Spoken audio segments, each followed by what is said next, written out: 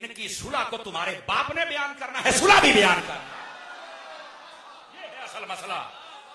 बात ये नहीं कि इख्तिलाफ, पहली तो बात ये रेशो और किसी भी, और आपको पता है ये उलमा जानते हैं कि अल कलील कल मादूम,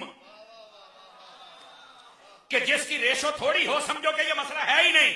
दो तीन इख्तिलाफ हुए तो हमने बकबक शुरू कर दी है। तारीख से कह रहा हूं अहले सुन्नत का नौकर होने की हैसियत से कि ये इख्तिलाफ तो तुम बयान करते हो और सुलह तुम्हारे प्यो ने बयान करनी, सुलह भी बयान कर, पता चले इख्तिलाफ हुआ था तो द एंड वो सुलह थी।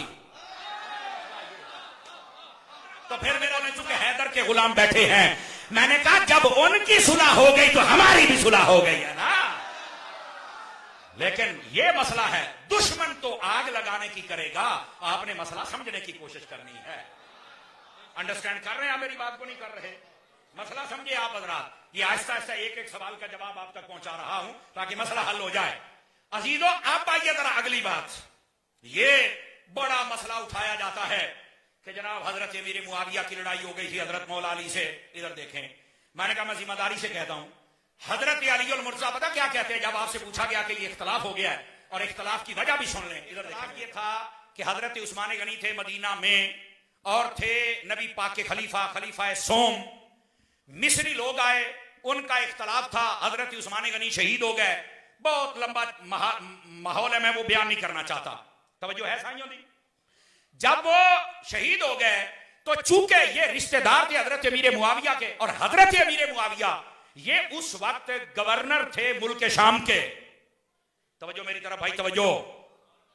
गवर्नर थे किसके? मुल्क के। और इधर देखो, हजरत अमीर मुआविया को आम बंदा नहीं था, 20 साल गुजर गए थे गवर्नरी करते हुए।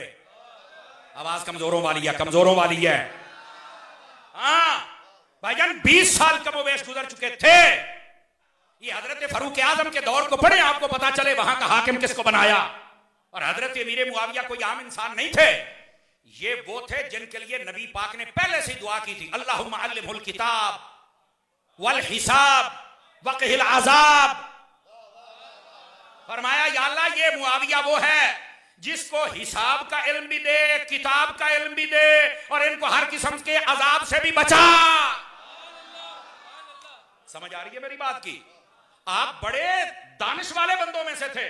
और सुनिए, हजरत अमीर मुआविया को 20 साल गवर्नरी करते, तो जाहिर सी बात है जब पता चला तो उन्होंने वहां से खत लिखा कि मदीना शरीफ में उस्मान गनी शहीद हो गए, हाकिम बन गए हैं, और खलीफा अमीरुल मोमिनीन खलीफा राशिद हमारे किबला दिल का बाजा मौला अली शेर खुदा है।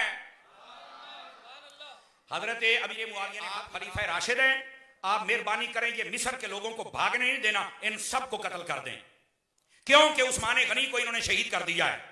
वहां से खत आया, हजरत अली ने खत पढ़ा। हजरत अली ने जवाब ये दिया कि अभी खिलाफत मेरी मुस्तहकम होने दो, मैं बिल्कुल इसका इनकार नहीं करता कि हमने बंदे नहीं पकड़े, बंदे भी पकड़ेंगे, इनको फांसी भी देंगे, इनका सर कलम भी होगा, लेकिन कत्ल करने वाले तो 2-4 है ना, वो 2 होंगे 3 होंगे, उनको ये सारा लश्कर नहीं। ये मौला अली कह रहे थे। इनकार मेरे मौला अली ने भी नहीं किया, लेकिन रिश्तेदार होने के हिसाब से हजरत अमीर मुआविया रज़ी अल्लाह तआला आप चाहते थे कि इन सबको पकड़ा जाए और अभी फैसला किया जाए। मौला अली फरमाते सबको नहीं पकड़ना, जिनका कसूर है उन्हें, और अभी नहीं, खिलाफत मुस्तहकम हो जाए फिर फैसला। बस इतने में हजरत अली की राय हक पर है। समझ आ रही है मेरी बात की? अच्छा, इसका यह मतलब नहीं है कि हजरत अमीर मुआविया की ठीक नहीं तो आप गालियां बक दें। इस तरह के मसले को कहते हैं इज्तिहाद। जो ठीक हो उसको डबल सवाब मिलता है, जिसका ना ठीक हो उसको सिंगल सवाब मिलता है। यानी ये मुतालबा करने पर हजरत अमीर मुआविया को सवाब मिला है, लेकिन खिलाफ बोलकर तुम्हें अजाब मिलेगा। खिलाफ बोलने वालों तुम खिलाफ ना बोलो। मसला ये था, कत्ले उस्मान ये हो गया तो कातिलीन उस्मान का मुतालबा था कि ऐ मौला अली आप इनको कर, इतना मसला। हजरत अली कहते थे खिलाफत मुस्तहकम हो जाए, बंदे ढूंढ के मारना अली का काम। मदीने में ये काबू आ गया, भागने ना दे, अभी पकड़ लें, वह मसला ये था। तो आपने कहा कहीं ज्यादा इख्तलाफ ना हो जाए, यहां लड़ाई ना बढ़ जाए, वह ये मसला था, सिर्फ इतना। लोगों ने जो जान के मुसल्ली मिरासी उठ के कोई सहाबा पर कोई अब बक बक करना बंद करो। मसला तो समझो क्या है, मसला सिर्फ इतना था। अब हुआ क्या? हजरत अली और मुर्जा शेर खुदा रज़ी अल्लाह ताला अन्हो आपको फिर हजरत अमीर मुआविया ने खत लिखा, फिर इधर से जवाब गया। तो ये सिर्फ इस बात पर नाराजगी बढ़ गई कि मैं कह रहा हूं कि हजरत उस्मान गनी के कातिलीन को कत्ल कर दिया जाए और हजरत अली फैसला नहीं कर रहे। हजरत अली कहते थे खिलाफत मुस्तहकम हो जाए तो हम इनको पकड़कर सबके सामने कत्ल कर, बस इतनी बात। इसका इख्तलाफ पड़ा और ये इख्तलाफ यहां तक आ गया, जो बीच वाले होते हैं ना, बीच वाले लड़ाने वाले, यही थे खारजी। हजरात उलमा बैठे, इनसे पूछो, 4000 की तादाद थी। मौला अली शेर खुदा पर जब सबको कत्ल करवा के आग लगा दी थी, हालांकि आग में जलाने की इजाजत हमारी शरीयत में नहीं है, पर मौला अली ने फरमाया तुमने उम्मत मुस्तफा को आग में जलाया है, हम तुम्हें आग में डाले।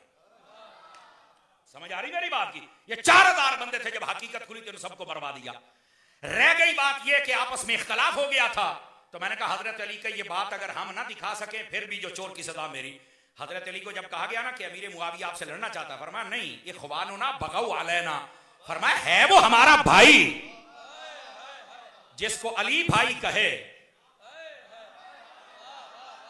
5 किलो का सार हिलाने से तो बात नहीं बनेगी ना।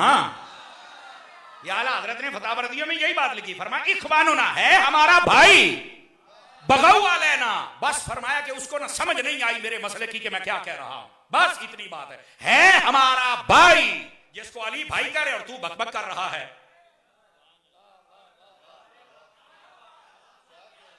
अब हम अली वाले की माने या किसी गली वाले की माने? अब देखो एक एक बात। दूसरी बात, अब ये जो कहते नहीं जी जो हजरत अली के मुखालिफ आए थे तो वो बिल्कुल हमारा उनसे कोई ताल्लुक नहीं है। मेरी बात धीरे से सुनिए, अगर मैं जिम्मेदार हूं, कैमरे लगे हुए हैं। आपको पता है हजरत अली का सगा भाई जिनका नाम हजरत अकील था, सगा भाई, वो तो हजरत अमीर मुआविया के साथ था, वो हजरत अली के साथ नहीं थे। देखा पता ही को नहीं हो, चुप हो गए, एक ही हो भाईजान। इख्तलाफ बयान करते हो, कभी मुकम्मल मुताला तो करो, मसला क्या था। हजरत अली का सगा भाई, सगा भाई, वो हजरत अमीर मुआविया के लश्कर में है, वो अपने भाई मौला अली के साथ नहीं आए। उसकी वजह पता क्या थी? वो वहां रहते थे और वो समझ रहे थे कि हजरत अली जो कह रहे बात वो भी ठीक है, लेकिन गलत मुआविया भी कोई गुनाह कर रहा हो, इसकी अपनी सोच है। तो वो इसलिए उधर थे कि दोनों अगर मिलके बैठेंगे तो मसला जल्दी हल हो जाएगा। तो अगर ये कोई कहे कि हजरत अली के मुकाबले जो है सारे ही फारे गए, तो मैंने कहा अली के भाई के बारे में क्या ख्याल है? करने नहीं, ये तो मुझे नहीं पता। मैंने कहा पता होता तो सुनी ना होता, तू इख्तलाफ ही ना करता। ये दूसरी बात, हजरत अली का सगा भाई अमीर मुआविया के साथ है, कौन जवाब देगा इसका? हम तो तुम्हें भागने नहीं देंगे बेटे। और दूसरी बात, तीसरी बात सुनो, मैं जिम्मेदारी से कहता हूं, अगर ये बात भी हम ना दिखा सके जो चोर की सजा हमारी। हजरत मौला अली जब जंग हो रही थी ना, लड़ाई इतनी पहुंच गई कि आपस में यानी ये कुछ तो खून हो गया काम। तो हजरत अली के पास एक बंदा, उसने कहा इधर से भी बंदे मार रहे, उधर से भी, तो ये कहां जा रहे हैं? यानी कि हमारे जनती हैं और वो जहन्नमी हैं। मौला अली शेर खुदा ने पता क्या फरमाया? फरमाया कत्लाया, फरमाया जितने हमारी तरफ से फौत हो रहे हैं, कत्ला ना व कत्ला हु फिल जन्ना, फरमाया जो इधर से शहीद हो रहे हैं वो भी जन्नती हैं और जो उधर से शहीद हो रहे हैं वो भी जन्नती हैं।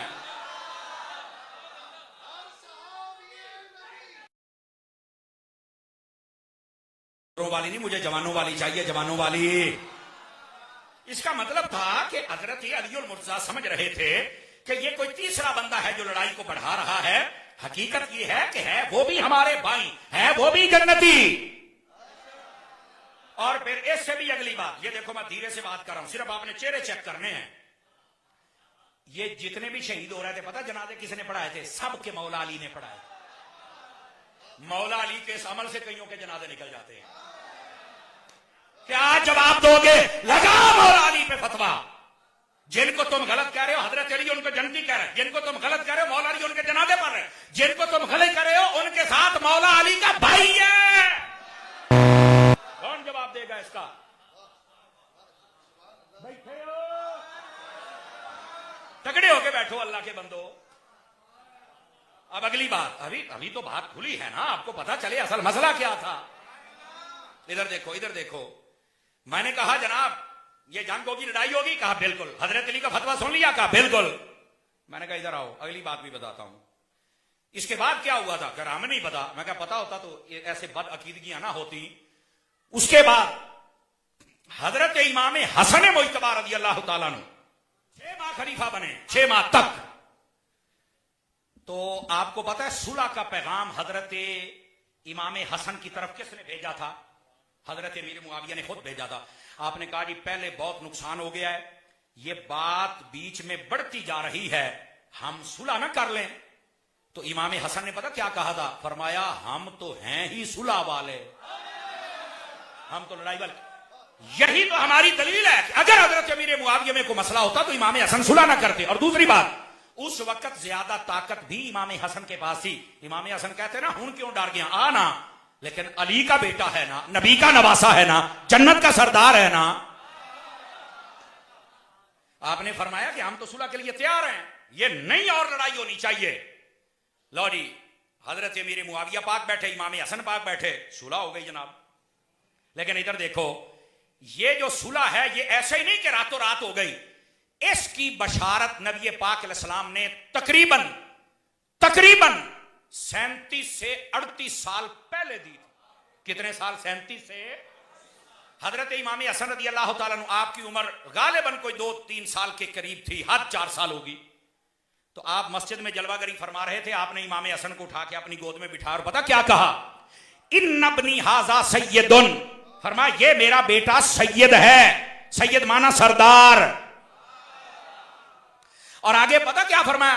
वला अल्लाह अन युस्लिहा बिही बैना फिअतैन अज़ीमतैन मिनल मुस्लिमीन। जुमला सुनिएगा। फरमाया मुझे ये यकीन है, जब ये अफ़ाल शक बोले जाए नबी के बारे में माना यकीन का होता है।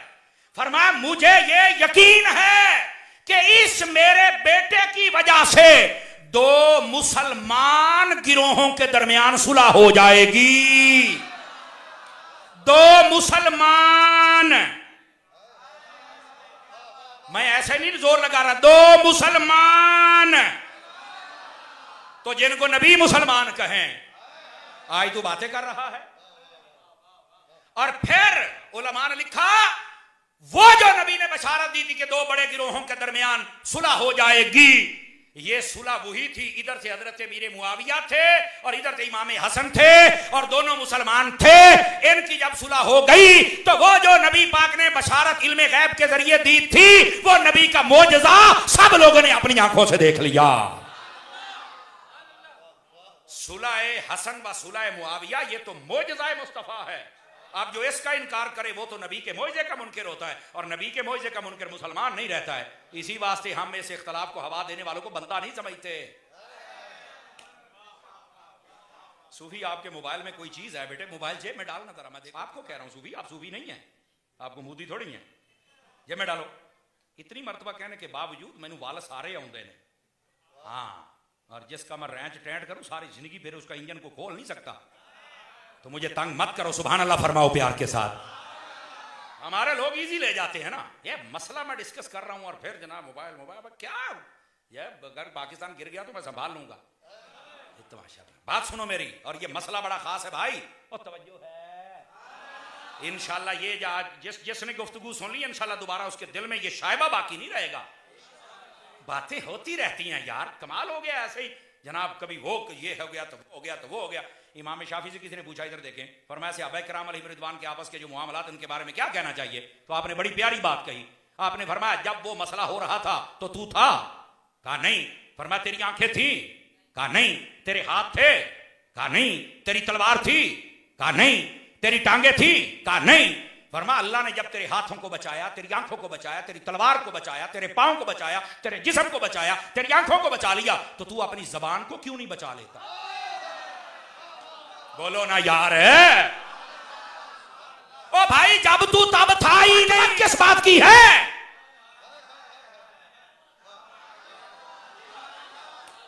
ये है मसला असल। दोस्ताने गिरामी ये मसला है। अजीजो ये बात इसलिए कर रहा हूं, खुदारा अगर कोई इस मसले को ना माने ना तो यकीन फरमाइए वो हजरत इमाम हसन के पल्ले भी कुछ नहीं छोड़ रहा। बाज कहते हैं नहीं जी वो तो हजरत अमीर मुआविया तो ठीक नहीं थे, तो मैंने कहा जो बंदा ठीक ना सुलह करनी चाहिए। कहा नहीं। तो मैंने कहा लगा इमाम हसन पे फतवा। कह रहा नहीं मैं यहां तो नहीं बोल सकता। मैंने कहा जाहिल हम यही कहते हैं, इनके मामले में बोलना ही नहीं। उसकी वजह यह है, इधर देखो, हमारे लोगों ने बड़ी सादा मिसाल दी है, थके तो नहीं है। घर माँ बाप होते हैं, हमारे बड़े बुजुर्ग हैं, आप ईमान से बताएं, अम्मी अब्बा आपस में झगड़ते हैं कि नहीं झगड़ते? कभी कभार उलझन, लड़ाई झगड़ा, कभी ऊंच नीच हो जाती है। अबे बोलो ना, अम्मी को गालियां देते हो या अब्बे को देते हो? बताओ, बोलो बोलो बोलो। अम्मी को घर से निकालते हो या अब्बे को करते हो? नफरत। हैदराबाद वालों जरा गौर से, सखी का लंगर खाने वालों इधर देखो मेरी तरफ, आप क्यों नहीं बोलते? अल्लामा साहब आपकी तवज्जो चाहता हूं, हजरात उलमा की।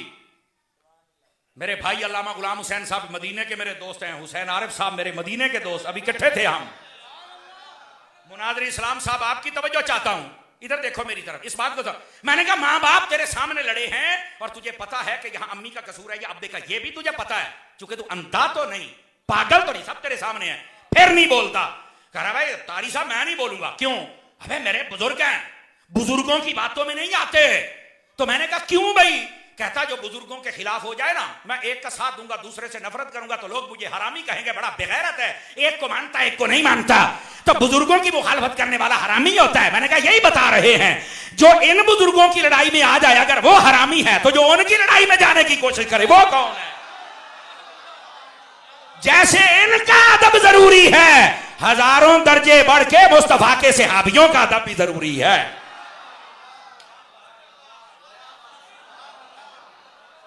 बात समझ आ रही है? आपको किसने कहा आप इख्तलाफात में पढ़ें? आपको सुथरा दीन मिला है, उस पर अमल करें। तवज्जो है? आपको कहा किसने आप इख्तलाफात में? आपकी औकात क्या है? आपको तो पाकिस्तान 1947 में, आपको तो उसका नहीं पता है। बातें करते हैं जुमल की, सफीन की।